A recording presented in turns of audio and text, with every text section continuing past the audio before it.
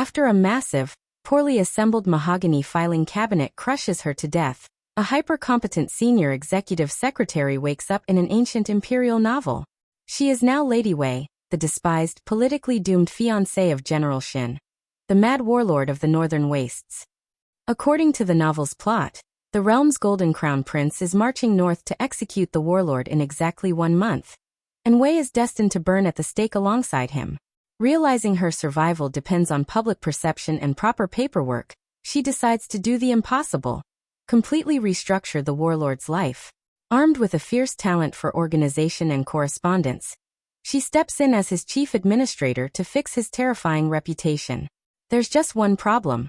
The mad warlord is actually just a deeply introverted, socially awkward giant with a terrifying resting glare and absolutely zero administrative support. They say love is unpredictable, and today's story proves it. Welcome to Romancecravestories, where every episode is full of passion, secrets, and emotional twists. Let's begin. In the corporate world, a good executive secretary is the only thing standing between a CEO and total collapse. I managed schedules, drafted delicate correspondence, and anticipated disasters before the board of directors even smelled smoke. I was the best administrative professional in my city. Unfortunately, I couldn't organize gravity. While working late to find a misfiled contract, a towering, 2-ton mahogany filing cabinet tipped over and crushed me. When I opened my eyes, I wasn't in my office. I was freezing, lying on a thick snow fox rug in a fortress carved out of dark, jagged stone. I had transmigrated into the Jade Crown, a sprawling melodramatic historical fantasy novel I'd read on my train commutes. And my luck was abysmal. I was Lady Wei, a universally hated noblewoman exiled to the frozen borders to marry the novel's ultimate antagonist, General Shen, the mad warlord. According to the plot, Shen was a bloodthirsty monster.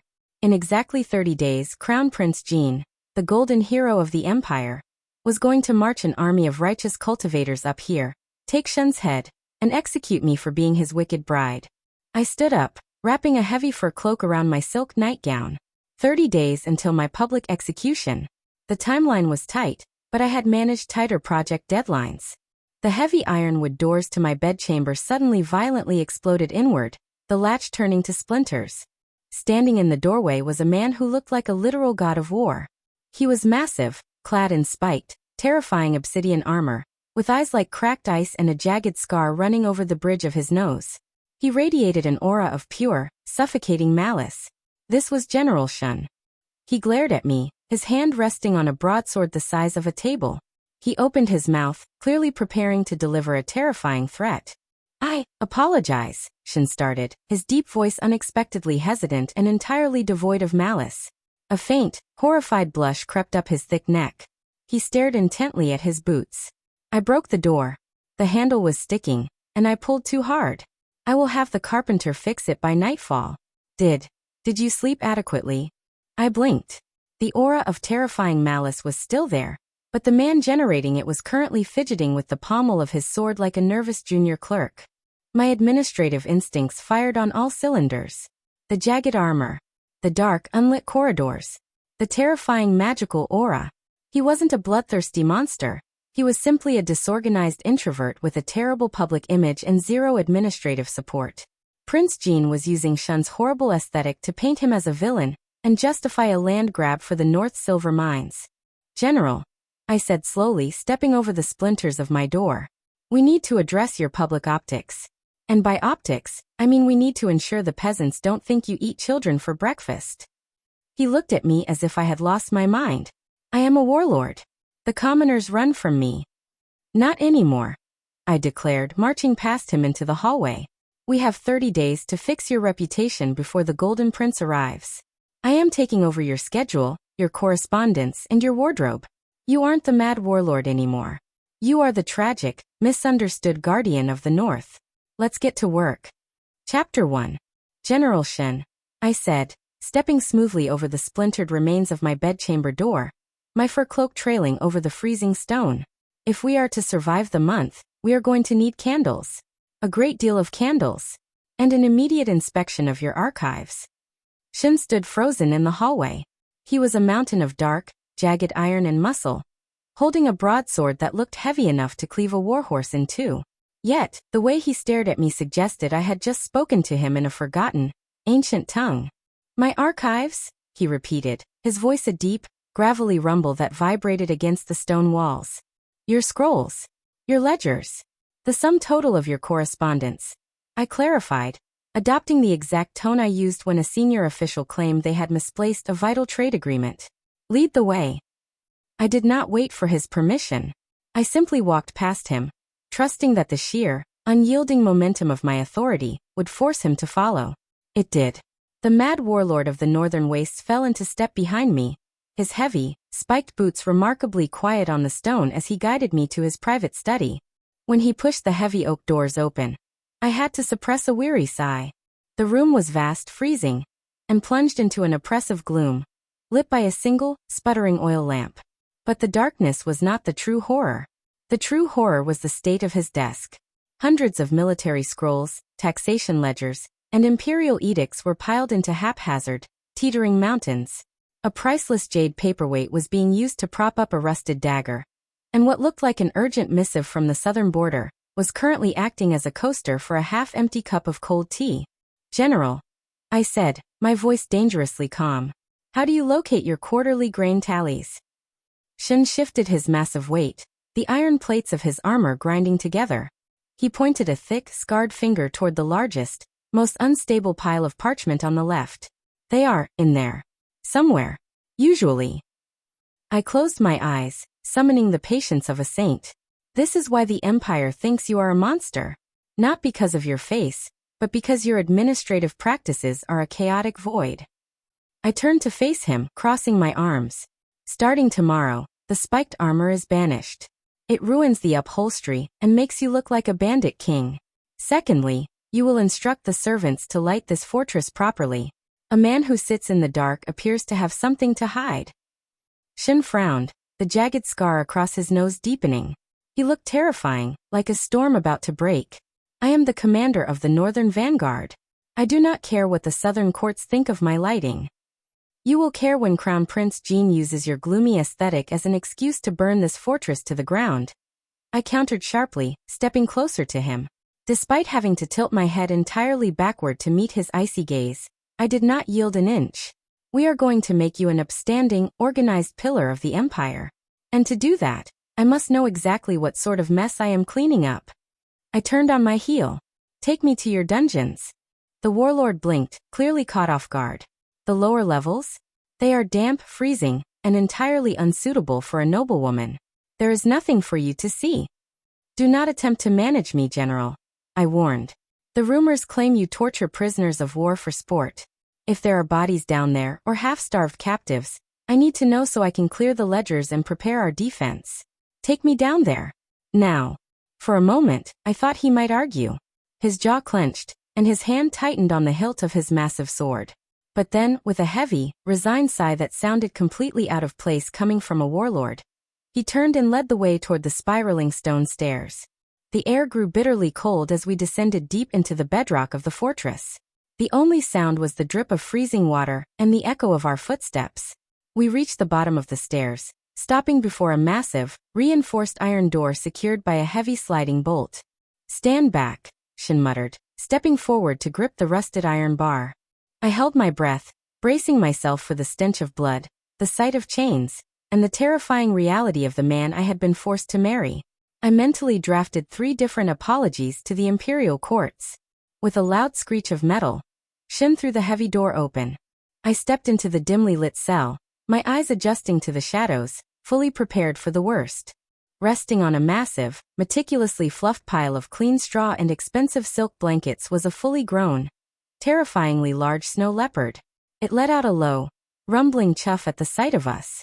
I froze, my eyes darting from its massive fangs to its hind leg, which was carefully, expertly wrapped in clean linen bandages and supported by a perfectly carved wooden splint. Beside the beast was a silver platter piled high with premium, freshly sliced venison. The snow leopard purred, resting its massive head gently against Shen's spiked boot. Chapter 2.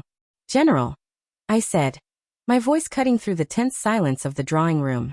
If you sigh one more time, I will instruct the master tailor to take that tunic in another inch. Shen stood rigidly in the center of the chamber, his massive arms held out to his sides like a terrified scarecrow. Two of the finest local tailors, who were sweating profusely and trembling like leaves in a winter storm, darted around him with measuring strings and chalk. In the corner of the room, piled unceremoniously like discarded scrap metal, was his beloved obsidian armor. It had taken a full hour of relentless bureaucratic nagging to convince him to take it off. "I feel entirely exposed," Shen grumbled, his icy eyes darting toward his armor. "If an assassin were to breach the fortress right now, this silk would offer zero resistance against a blade. If an assassin breaches the fortress, you can use that massive broadsword you refused to leave in the armory," I countered, sitting at a polished wooden table, a freshly organized stack of inventory ledgers resting before me. "You are not marching into a vanguard skirmish, Shen. You are ruling a province. You need to look like a man who commands respect, rather than a bandit chief preparing to pillage a village." I stood up and circled him, evaluating the tailor's progress. The transformation was already staggering. Gone were the jagged iron spikes and the imposing, blood-dark metals. Instead, he wore layers of heavy, muted silks in deep charcoal and storm cloud gray. The fabric fell flawlessly over his broad shoulders, secured by finely tooled, dark leather bracers at his wrists and a wide, silver-clasped belt at his waist. He no longer looked like a monster. He looked like an imperial scholar general, dignified, incredibly powerful, and devastatingly handsome. I paused in front of him, tapping my chin. "The silhouette is excellent, but the collar is completely wrong." Before the terrified tailors could apologize, I stepped directly into Shen's personal space. I was barely 5 feet tall. He was a mountain of muscle that blocked out the sunlight from the nearby window. "Lower your chin, General," I ordered softly. Shen froze. He slowly lowered his head, his icy eyes widening marginally as I reached up. My fingers brushed against the warm, pulse-heavy skin of his throat as I firmly grasped the stiff silk collar of his inner robe, smoothing out a severe crease and adjusting the fold so it sat symmetrically against his jawline. For a man who supposedly waded through battlefields without flinching, the warlord of the northern wastes was currently holding his breath as if a single sudden movement would shatter us both. I could feel the erratic, hammering rhythm of his pulse beneath my knuckles. His gaze dropped, locking onto my face with an intensity that made the chill in the room completely vanish. "You are." Shen started, his deep voice dropping to a gravelly, barely there whisper. He swallowed hard, his throat working against my fingertips. "You are very close, Lady Wei. Attention to detail is the foundation of good administration," I replied, though my own voice lacked its usual crisp authority. I smoothed my thumb over the edge of the dark silk one last time. My eyes caught in the heavy, stormy depths of his. "My lord." The sharp bark of the fortress's captain of the guard shattered the silence. The captain bowed deeply, his face pale.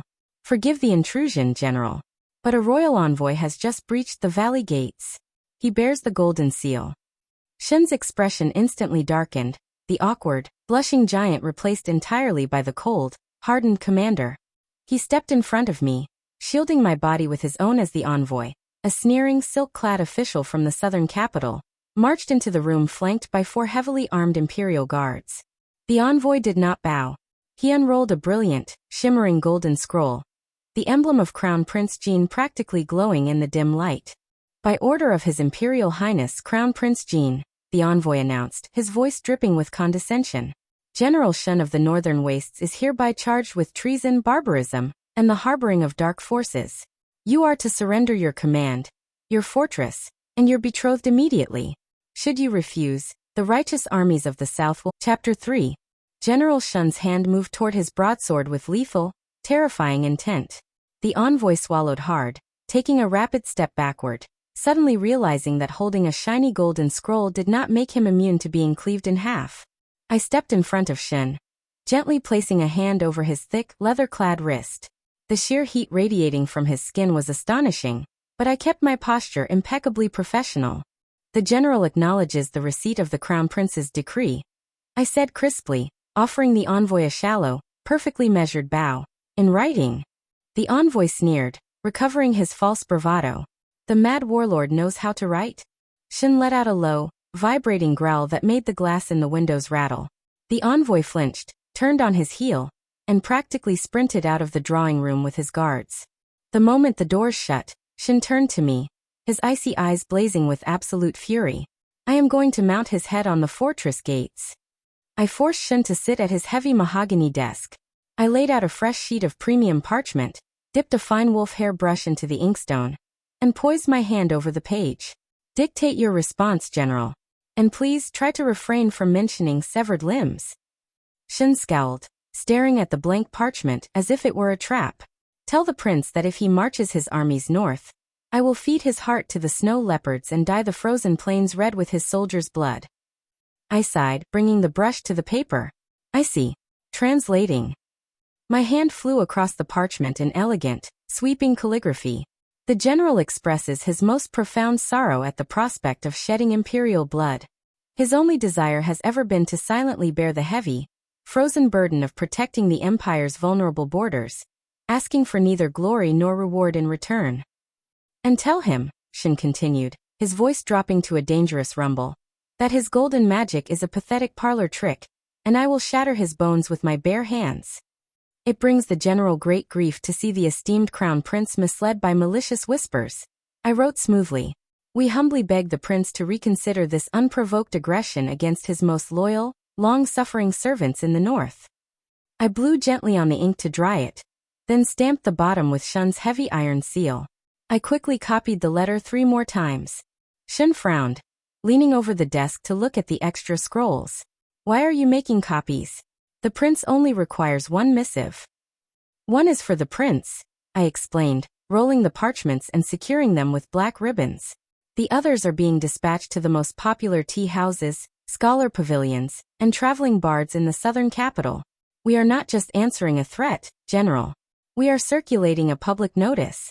By the time the prince receives his copy, the entire capital will have read the tragic, eloquent words of the Miss. Shen stared at me, a profound mixture of awe and slight terror in his eyes. You battle with paper. It is much more efficient than swords, I assured him. We walked out onto the high, freezing battlements to watch Shen's most trusted courier depart. The sun was setting, casting long, bloody shadows across the snow-choked valley. The rider spurred his horse, galloping out of the heavy iron gates and down the narrow mountain pass, carrying our carefully crafted reputation. I pulled my fur cloak tighter against the biting wind, feeling a rare surge of triumph. The administration was working. We were ahead of schedule. But as I watched the rider disappear into the valley, a shadow shifted in the dense, snow-laden pines bordering the road. 5 figures clad in white cloaks stepped silently out of the tree line. The fading sunlight glinted off the drawn, notched arrows of their heavy crossbows, and all 5 weapons were aimed squarely at the back of our retreating courier. Chapter 4. Before the mercenaries could even release their bowstrings, the air pressure on the battlements violently dropped. General Shen did not shout. He did not call for the guards. He simply placed his massive, leather-clad hand flat against the freezing stone parapet. Down in the valley, the 5 mercenaries were instantly encased in thick, jagged pillars of solid frost, frozen perfectly in place before they could loose a single arrow. The courier, completely unaware of his near-death experience, rode peacefully around the bend and out of sight. I let out a breath I didn't know I was holding, mentally checking off a very large box on my itinerary. Excellent crisis management, General. The correspondence is secure. Shen straightened, the terrifying aura instantly retracting back into his imposing frame. He looked down at the frozen statues in the valley, his jaw clenched. Prince Jin's hounds. He sent them ahead of the envoy to ensure no ravens or riders left my lands. He intends to control the narrative. He intended to. I corrected, turning away from the wall. But written word is only the first phase of an optics overhaul. We have to substantiate our claims. Tomorrow morning, we are conducting a public asset distribution. Shen frowned, trailing after me like a very large, lethal shadow.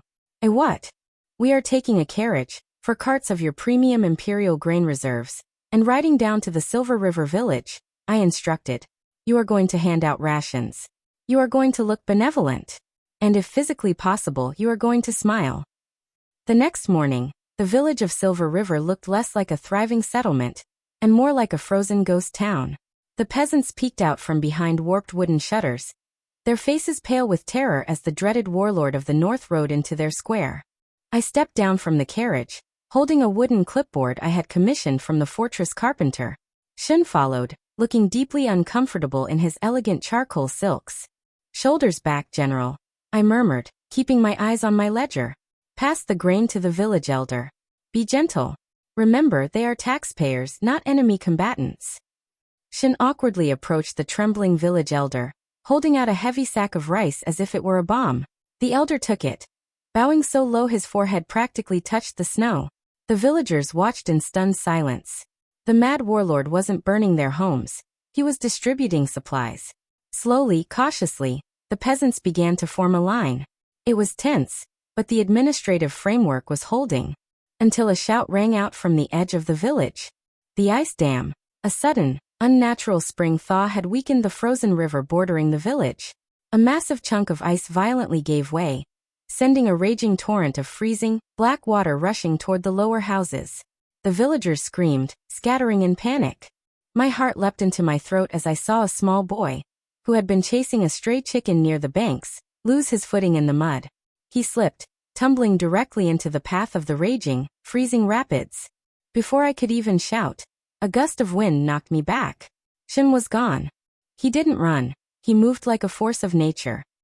He threw himself in front of the rushing floodwaters, slamming his heavy boots into the mud. He didn't use a sword. He unleashed the absolute, terrifying zenith of his dark magic. A pulse of deep blue energy exploded from his body.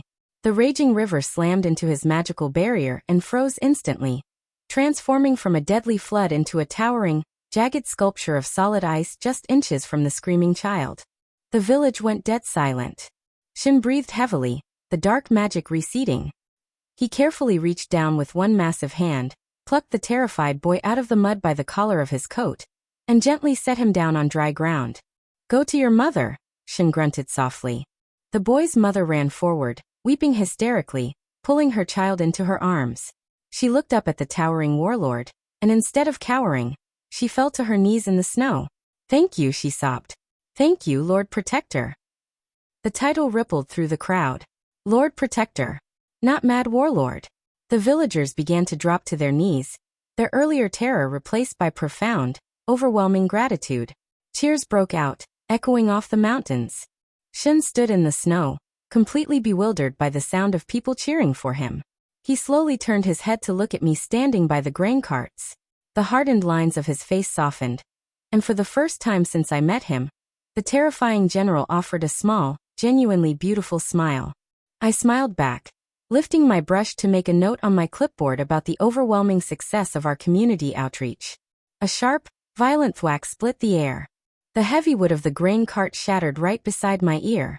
I froze, my eyes slowly trailing to the left. Embedded inches from my face, vibrating violently in the wooden paneling, was a black-fletched arrow dripping with a viscous, glowing green poison. Chapter 5. I didn't even have time to blink. The green poison hissed violently against the wood, eating through the thick lacquer of the cart mere inches from my cheek. Before the sound of the impact fully registered, the temperature in the village square plummeted. It was as if winter itself had violently inhaled. The warm, awkward general who had just saved a child vanished completely. In his place stood the mad warlord. Shen's eyes, previously a soft, uncertain gray, turned black as a starless night. He didn't draw his sword. He didn't issue a command. He simply became a blur. A streak of charcoal silk and crackling, lethal frost shot toward the tree line. The villagers screamed, the hard-won goodwill evaporating in an instant as they scrambled away in pure, unadulterated terror. I watched frozen, as Shen dragged a man in white mercenary armor out of the pines by his throat. The assassin thrashed, clawing at Shen's leather bracers, but Shen slammed him into the frozen earth with enough force to crack the bedrock beneath the snow. Jagged, terrifying spikes of black ice erupted from the ground, pinning the assassin's limbs without piercing his vitals. Shen stood over him, radiating an aura of pure murder. The villagers were cowering behind their doors again. The public outreach was officially a disaster. I let out a slow, steady breath, picked up my wooden clipboard, and made a sharp, disappointed mark on the parchment. An hour later, the heavy ironwood doors of Shen's private study slammed shut. General, I said, setting my records down on his desk with a firm thwack. While I appreciate the executive defense, publicly maiming an assassin in front of the taxpayers entirely negated the morning's progress. You terrified the constituency. Shen paced the room like a caged beast, his breathing heavy, the dark magic still practically rolling off his shoulders. He fired a poisoned arrow at your head. And he missed. I pointed out smoothly, folding my hands. If you had simply subdued him and handed him over to the guards, we could have held a public tribunal. It would have demonstrated a commitment to the rule of law. Instead, you reinforced the narrative that you are a volatile. Shen closed the distance between us so fast the air rushed from my lungs. He didn't yell. Instead, he slammed his massive palms flat against the stone wall on either side of my head, trapping me completely. Do not speak to me of narratives, he growled, his voice a raw, terrifying rumble that vibrated straight through my chest. He leaned in, his icy eyes burning with a desperate intensity that made my perfectly organized thoughts completely scatter. An inch to the right, way, and you would be dead. Do you think I care about the villagers' whispers? Do you think I care about the prince's decree or the empire's ledgers if it costs me your life? I swallowed hard. I was used to managing angry executives, but no one had ever looked at me like this. I was intensely aware of the sheer heat of his body, the scent of winter pine, and the terrifying realization that this massive, dangerous warlord was entirely at my mercy. Shen. I started, my administrative vocabulary completely failing me. My reputation means nothing, he whispered fiercely, his forehead dropping to rest lightly against mine. You are the only thing in this frozen wasteland I will not allow to be taken from me. The air in the cold study grew thick. The strict professional boundaries I had drawn between us were rapidly dissolving. He tilted his head, his gaze dropping to my lips. My pulse hammered against my throat, and I found myself leaning upward. A shadow detached itself from the corner of the room. My lord, a voice said smoothly. Shen squeezed his eyes shut, letting out a heavy, deeply frustrated sigh. He stepped back, instantly resuming his rigid posture as a commander, though a faint flush remained on his neck. Report. A dead end, Shen muttered, crossing his arms. Not entirely, the captain replied, holding up a blood-stained parchment. We searched his garments. I took the map from the guard, my eyes quickly scanning the marked troop movements and supply lines. The logistical numbers didn't add up. I traced the primary route with my finger, the blood rapidly draining from my face as I realized what I was looking at. General, I said, my voice dangerously quiet. Prince Jean isn't marching with a standard vanguard. He's abandoning his supply trains and utilizing a forced cavalry march through the eastern mountain pass. Shen frowned, moving to look over my shoulder. That route is treacherous. If he pushes his men that hard, he will arrive. Not in 30 days, I finished, rolling the map tightly in my hands. He is 10 days away. Chapter 6. 10 days. The entire administrative schedule had to be ruthlessly compressed. We are accelerating the timeline, I announced to the fortress staff, standing at the head of the long wooden table in the kitchens. The winter solstice is in 3 days. We are hosting a diplomatic banquet. I need the grand hall scrubbed until the stones gleam, 300 silk lanterns hung from the rafters, and a menu that projects prosperity without appearing decadent. The fortress servants, who had spent the last decade assuming they would die in this frozen wasteland, scrambled to execute my orders with a terrifying, coordinated efficiency. My next task was far more difficult, preparing the general. You are crushing the teacup, Shen, I said with a sigh, sitting across from him in the study. Shen looked down at the delicate porcelain in his massive hand. A hairline fracture ran straight down the side of the painted ceramic. It is too small. It lacks tactical weight. It is meant for drinking jasmine tea, not for bludgeoning infantrymen, I instructed, replacing the ruined cup with a fresh one. When Matriarch Lin of the River Clan speaks to you, you will hold the cup gently. You will ask about the health of her eldest grandson. You will not mention the time you sank 3 of her trade ships during the border skirmishes. Shen grimaced, looking utterly miserable in his immaculate, dark silk robes. I am a soldier, Wei. I do not know how to smile at people I do not trust. You do not need to trust them, I replied softly, stepping closer to adjust the silver clasp of his belt. You just need to make them feel valued. A well-placed compliment is a far better defense than a barricaded door. The night of the solstice banquet arrived, and the transformation of the fortress was absolute. The great hall was bathed in the warm, golden light of hundreds of lanterns. The massive hearths roared with fragrant pine wood, and the tables groaned under the weight of roasted meats and spiced wines. The neutral clan leaders, who had arrived expecting a grim, terrifying warlord, were completely disarmed. I stood at the edge of the room, holding a small scroll to track the guest list. I watched Shen with a critical eye, but I found absolutely nothing to correct. He moved through the crowd with surprising grace, his sheer size commanding respect while his quiet, restrained demeanor projected a dignified calm. I watched as matriarch Lin approached him. Shen bowed flawlessly, held his teacup without shattering it, and murmured something that made the stern, elderly woman let out a delighted, ringing laugh. He was brilliant. I let out a breath, finally allowing my shoulders to drop. The administration was a success. We had secured the neutral clans. As the musicians shifted into a slow, sweeping melody, the crowd parted slightly. Shen excused himself from the matriarch and walked straight across the hall, his icy eyes locking directly onto mine. The low murmur of the nobility faded into the background. He stopped in front of me and offered a deep, formal bow, extending one large, calloused hand. "Lady Wei, will you honor me?" "General," I murmured, my heart suddenly racing a frantic rhythm against my ribs. "I am staff. I should be monitoring the kitchens." "The kitchens are fine," he rumbled, his voice dropping to a register meant only for me. "You have managed the entire northern province. Allow me to manage this."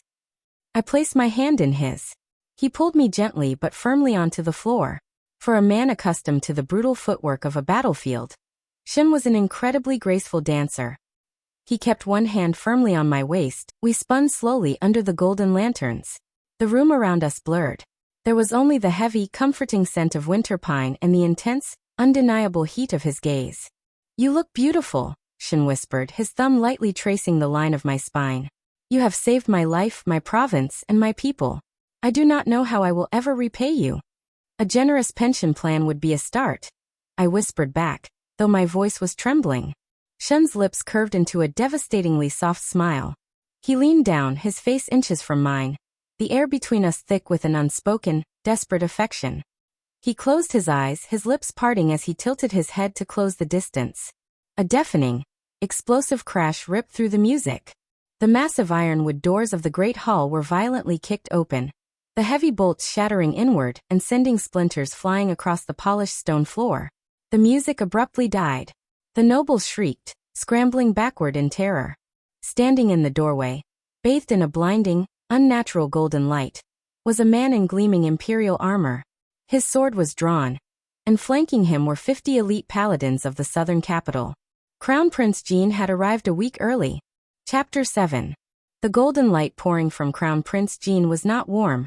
It was blinding, heavy, and suffocatingly sweet, like the scent of rotting lotus flowers.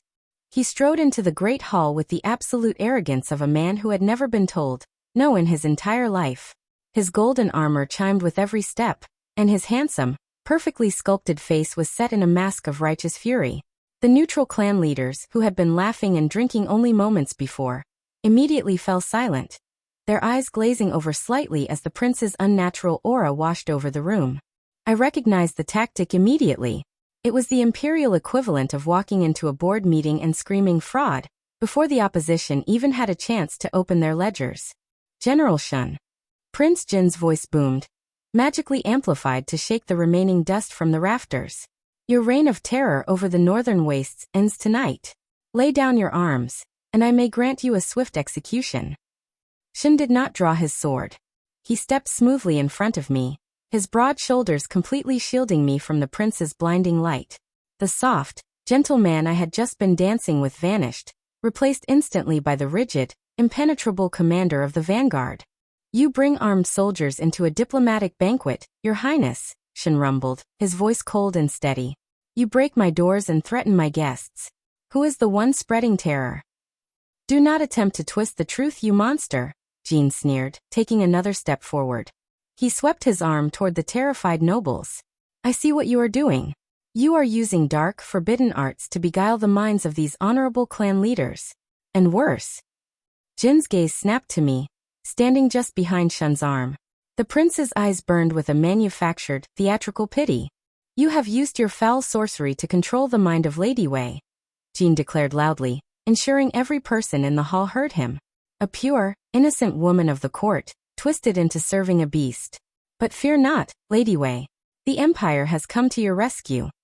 I stepped out from behind Shen, smoothing the skirts of my silk dress, entirely unamused by his grandstanding. Your Highness, I assure you my mind is entirely my own. Jin did not listen. Arrogant men rarely listen to the staff. He lunged forward, bypassing Shen's guard with a sudden, unnatural burst of magical speed, and clamped his heavy, gauntlet hand directly onto my wrist. His grip was bruising. You do not have to speak for him anymore, my lady, Jin commanded, pulling me violently toward him. The spell is broken. The second Jin's hand touched me, the temperature in the great hall dropped to absolute zero. Remove your hand from my betrothed. Shen's voice was no longer a rumble. It was the sound of a glacier cracking in half. Jin smirked, his eyes flashing with triumph. This was exactly what he wanted. He wanted the monster to show his teeth in front of the Empire's most important witnesses. Jin tightened his grip on my wrist, digging the metal of his gauntlet into my skin. Shen's control, the ironclad restraint we had spent weeks building, completely and violently snapped. A shockwave of pure, black frost erupted from Shen's boots. It tore across the polished stone floor, instantly freezing the wine in the goblets and coating the banquet tables in jagged, terrifying spikes of dark ice. The sheer pressure of his dark magic hit the ceiling with the force of a battering ram. High above us, all 300 carefully hung crystal lanterns instantly shattered under the magical strain. The great hall plunged into absolute darkness, save for the sickly golden glow of the prince's armor. Glass rained down on the screaming nobles. The clan leaders fled in blind terror, shouting that the mad warlord was trying to slaughter them all. The careful, meticulous reputation we had built over the last 10 days was annihilated in Chapter 8. The broadsword in Shen's hand gleamed in the sickly golden light, its edge perfectly angled to sever Prince Jin's head from his shoulders. If Shen swung that blade, he would be committing high treason in front of 50 imperial paladins and a dozen fleeing clan leaders. We would be executed before dawn.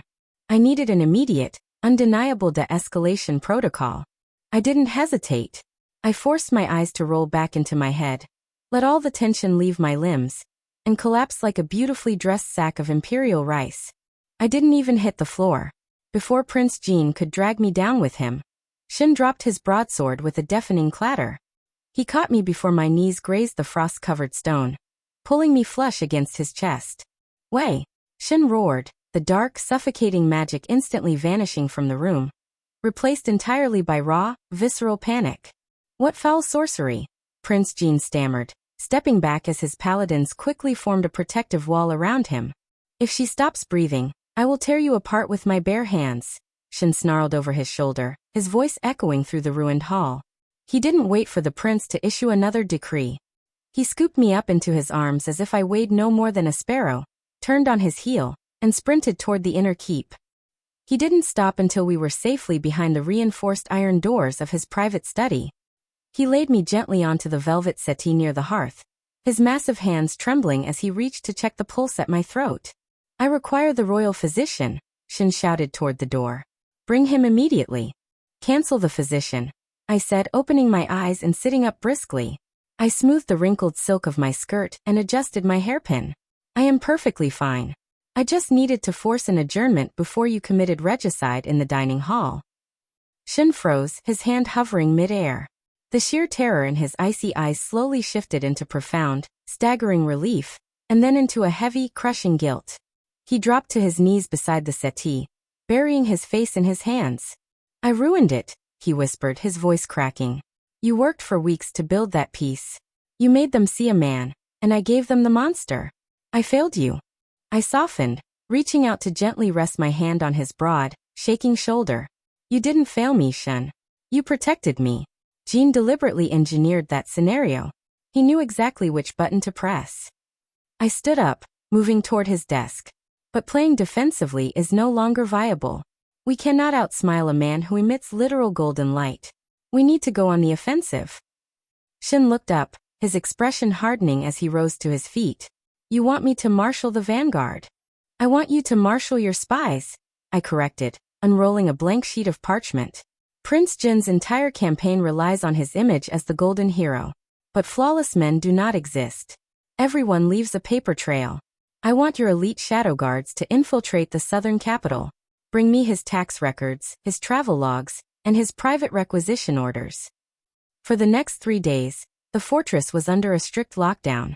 Prince Jin's forces camped at the edge of the valley, waiting for reinforcements, while I turned Shen's study into a war room of ledgers and scrolls. I barely slept. I treated the prince's life like a hostile administrative audit, cross-referencing his military movements with his provincial expenditures. Shen stayed by my side the entire time, quietly keeping the hearth fire blazing and wordlessly replacing my cold tea with fresh, steaming cups. On the third night, near the hour of the wolf, my ink brush finally stopped moving. I stared at the 3 scrolls spread across the mahogany desk. My blood ran cold. "Shen," I whispered, the silence of the room suddenly feeling incredibly heavy. He was at my shoulder in a fraction of a second. "What is it? Did you find a missing shipment of gold?" "Worse," I breathed, tracing my trembling finger along the columns of data. "Look at his travel logs. Every time the prince visits a remote southern village, he performs a miracle of golden light.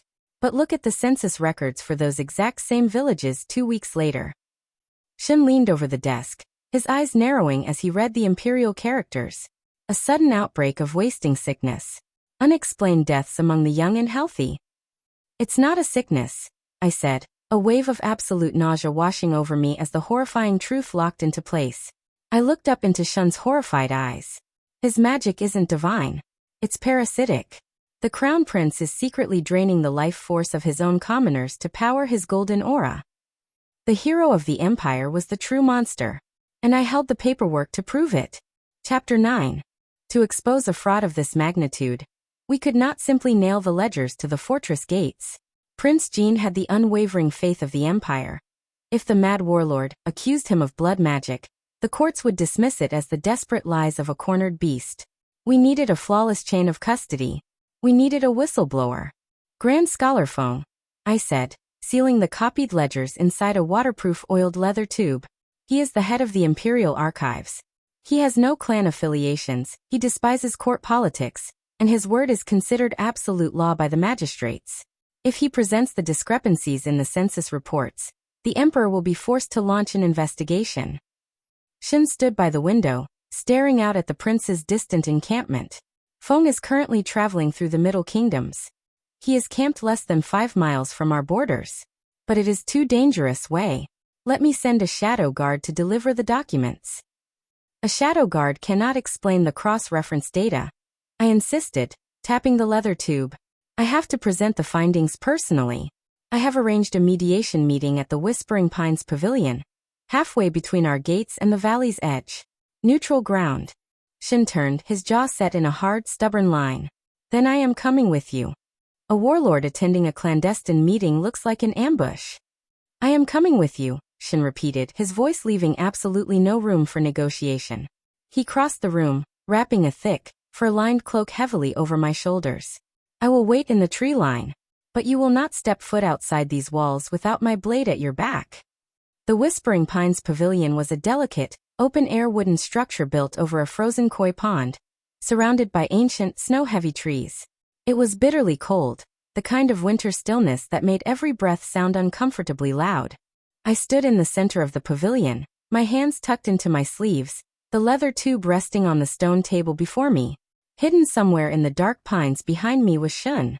I couldn't see him, but I could feel the heavy, protective weight of his presence like a physical shield. Right on time, a solitary figure emerged from the snowy path leading up the mountain. Grand Scholar Feng looked exactly as the imperial text described him. An elderly, frail man with a long white beard, leaning heavily on a gnarled wooden staff, wearing the unadorned gray robes of an ascetic academic. I offered a deep, respectful bow as he stepped into the pavilion. "Grand Scholar, thank you for agreeing to this mediation."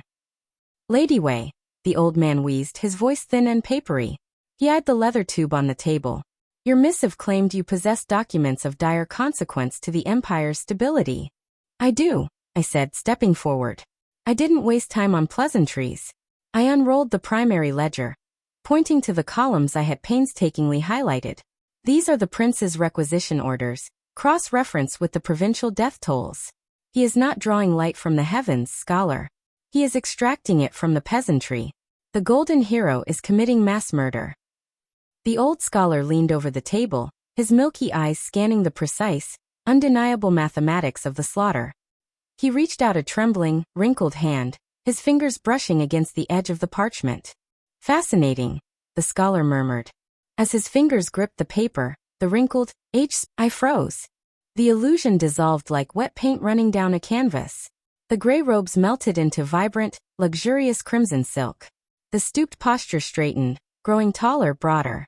The white beard vanished entirely, revealing the sharp, arrogant face of a much younger man with intricate, glowing runes tattooed across his neck.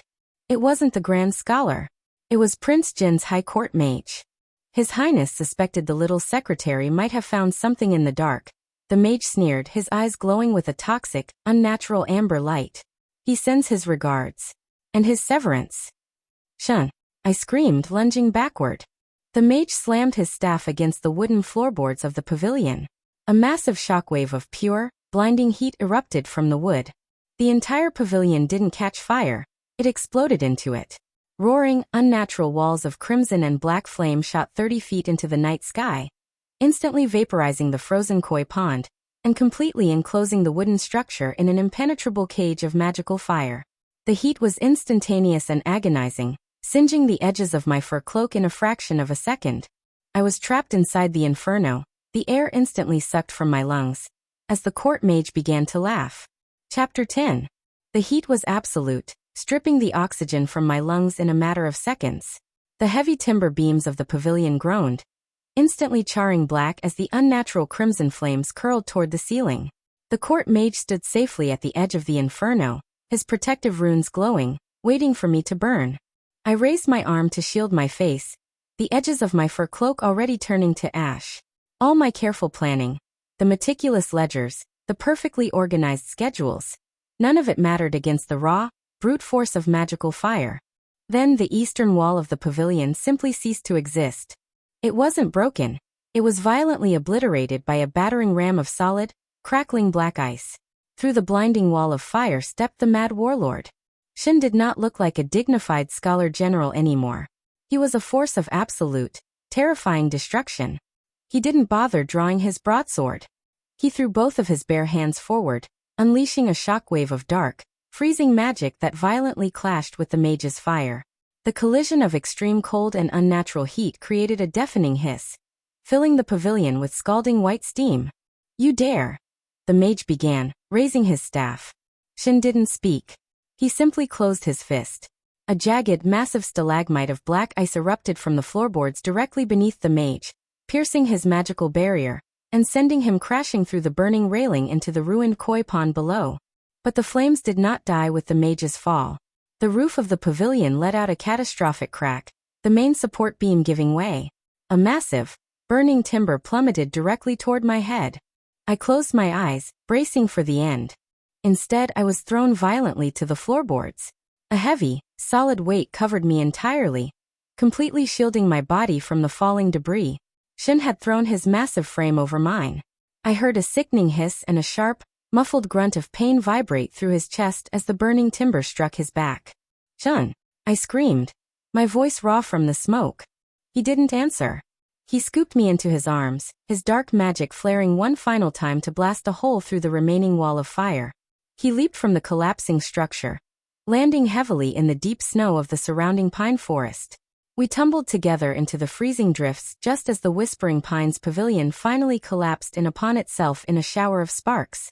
We lay in the snow, gasping for the freezing, clean air. I scrambled to my knees, my hands shaking violently. Shen was lying face down in the snow. The beautiful charcoal silk of his robes was completely burned away across his broad shoulders, revealing angry, blistering burns across his skin. My breath caught in my throat. I tore at the hem of my inner silk skirt, ripping the fabric into long strips with frantic, uncoordinated pulls. "Stay still," I ordered, my voice trembling wildly. "I need to bind this to prevent infection. The cold will help numb the tissue, but we need the physician." A massive, heavy hand gently closed over my frantic wrists. Shen slowly pushed himself up into a kneeling position, ignoring the horrific burns on his back. His face was covered in soot, his breathing ragged, but his icy eyes were fixed entirely on me with a piercing, absolute clarity. Wei, he rumbled softly, his thumb brushing a streak of ash from my cheek. You compromised your own structural integrity, I babbled, tears finally spilling over my lashes, freezing almost instantly in the cold air. You took a direct hit.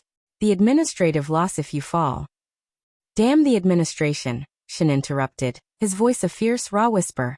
He pulled my hands to his chest, pressing them over the frantic, hammering rhythm of his heart. Do you not understand yet?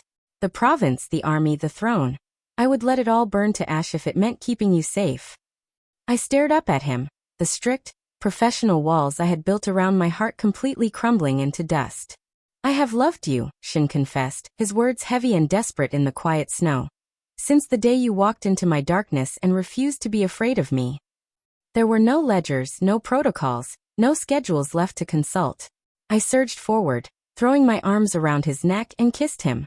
Shen let out a low, desperate sound, his uninjured arm wrapping tightly around my waist, pulling me flush against his chest. He kissed me back with the fierce, overwhelming passion of a man who had spent his entire life in the freezing dark, and had finally found the sun. The cold of the snow, the pain of the fire, the threat of the empire, it all vanished in the heat of his mouth. We clung to each other in the shadows of the burning pavilion, the emotional dam finally breaking, leaving nothing but absolute certainty. But the empire rarely allows for peaceful certainty.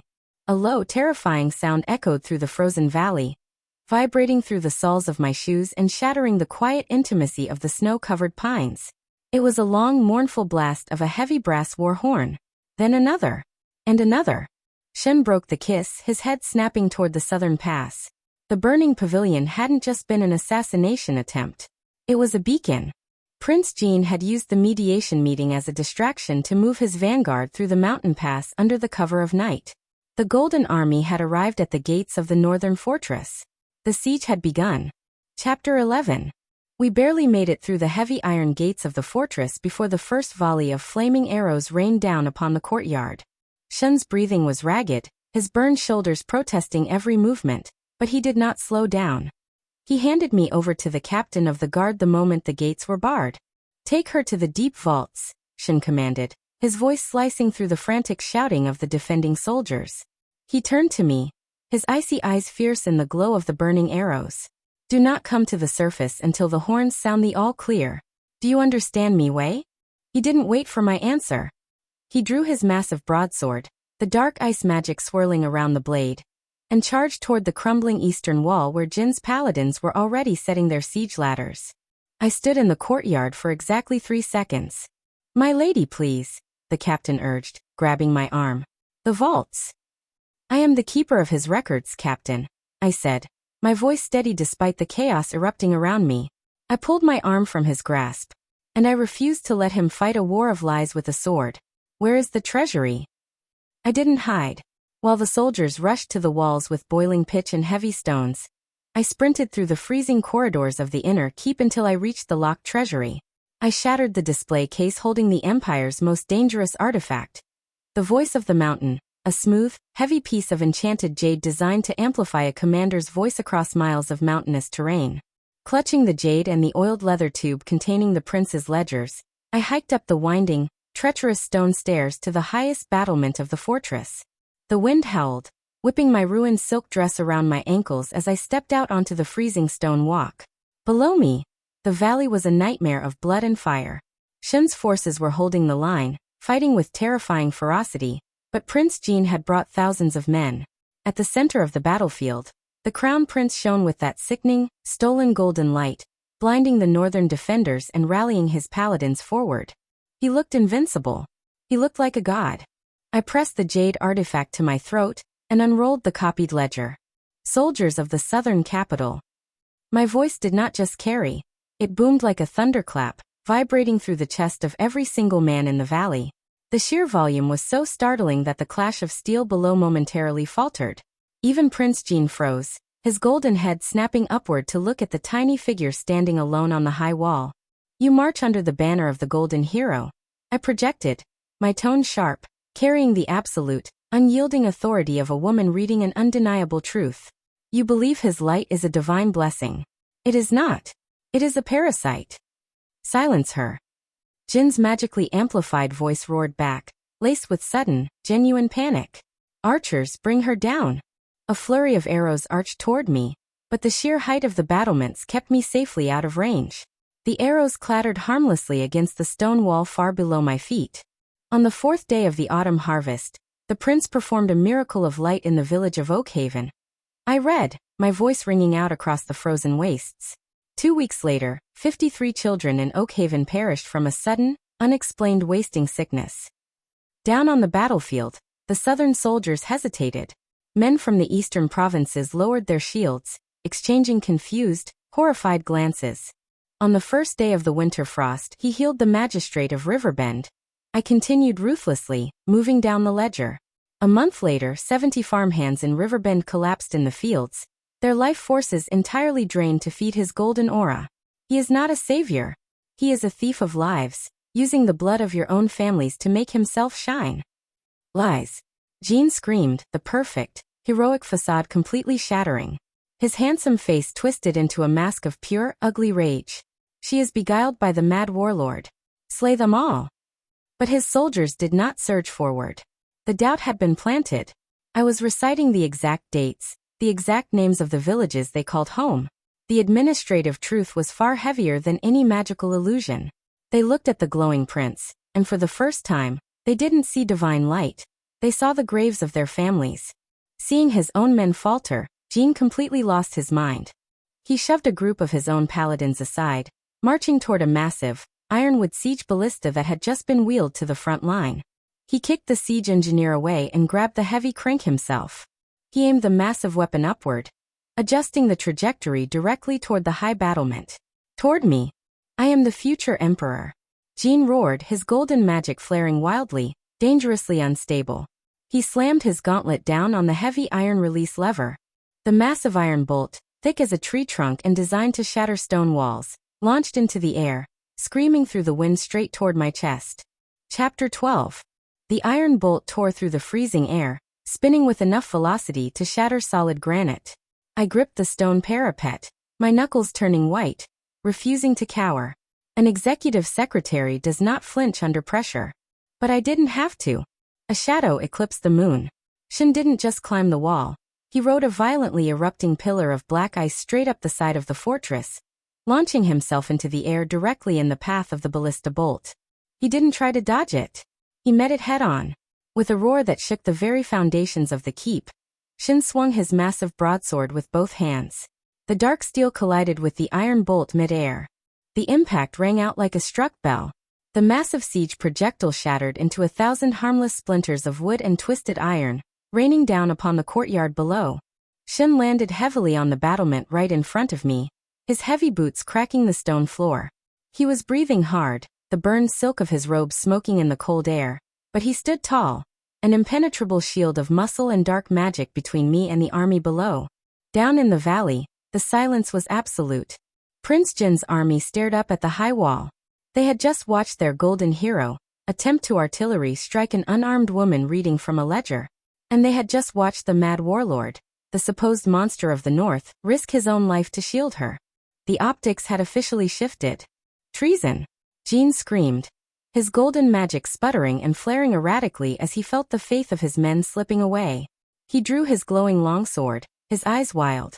He uses dark magic, not a Jean snarled, his vanity overriding his tactical sense. He charged forward, his golden aura blazing as he swung his longsword. Shen didn't even use the stairs. He vaulted over the high battlement, dropping 50 feet into the valley like a meteor of dark ice. The impact cratered the frozen earth, and before the dust could even settle, Shen was moving.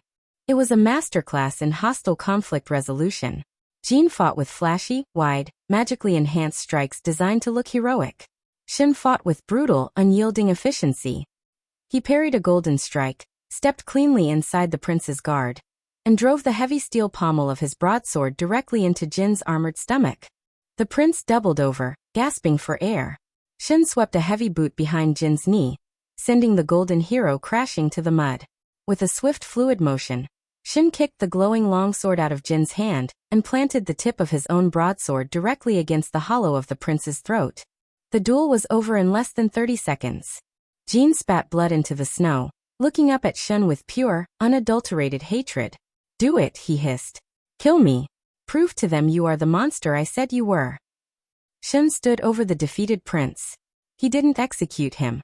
Instead, the terrifying warlord of the northern wastes slowly lifted his head and looked all the way up to the high battlement. He was looking at me. He held his sword steady against the prince's throat, waiting in absolute silence for his chief administrator to issue the final directive. Chapter 13. Thousands of eyes shifted from the defeated prince to the tiny figure standing on the fortress wall. The entire valley held its breath. If Shen killed the crown prince, he would technically be committing regicide, regardless of Jin's crimes.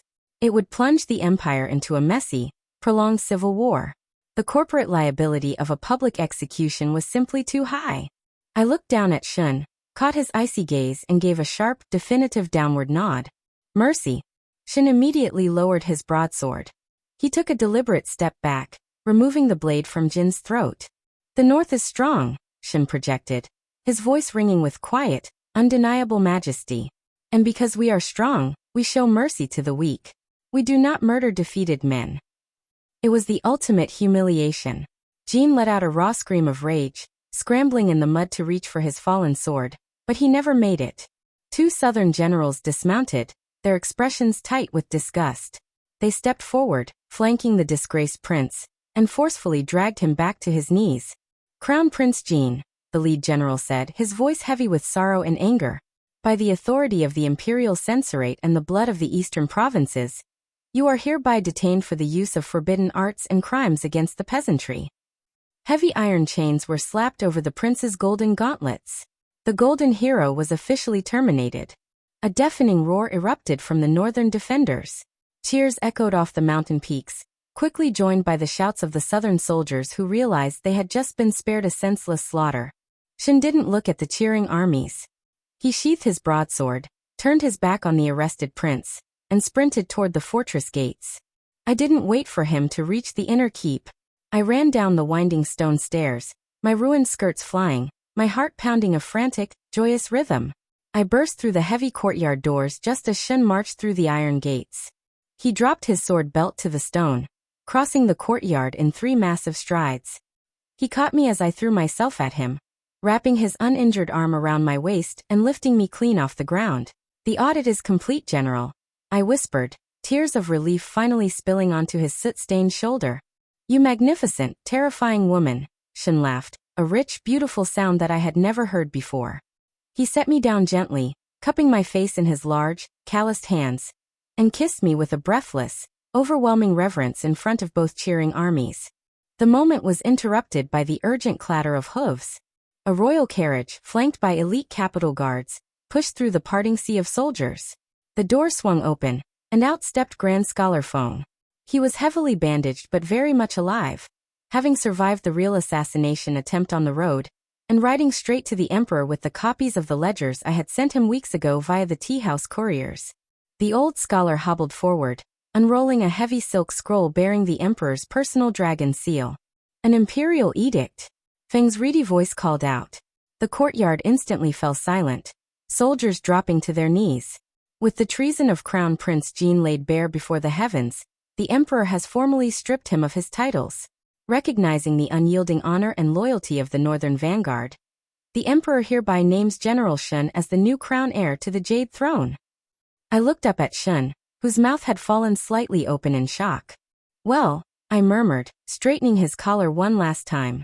It seems we have a lot of paperwork to file for your promotion. Epilogue.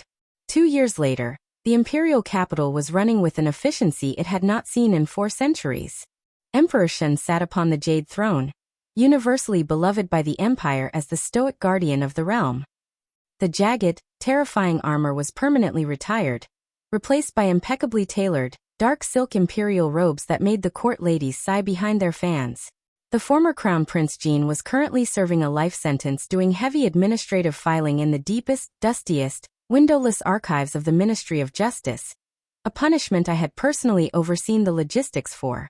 I sat behind my massive, beautifully organized rosewood desk in the Empress's pavilion, drowning in a sea of scheduling requests, provincial trade agreements, and approval drafts for the upcoming royal baby announcement. I dipped my ink brush, preparing to sign off on a new grain tariff. When the heavy doors to my office swung open, Emperor Shen slipped inside, looking infuriatingly handsome. He casually bypassed the terrified eunuchs waiting in the hall and shut the doors, locking them with a soft click. "You are interrupting my workflow, Your Imperial Majesty," I noted, not looking up from my ledger. Shen chuckled, that deep, vibrating sound that still made my pulse race. He walked up behind my chair, his large hands coming to rest gently on my shoulders. He leaned down, resting his chin on the top of my head as he looked at the mountains of parchment.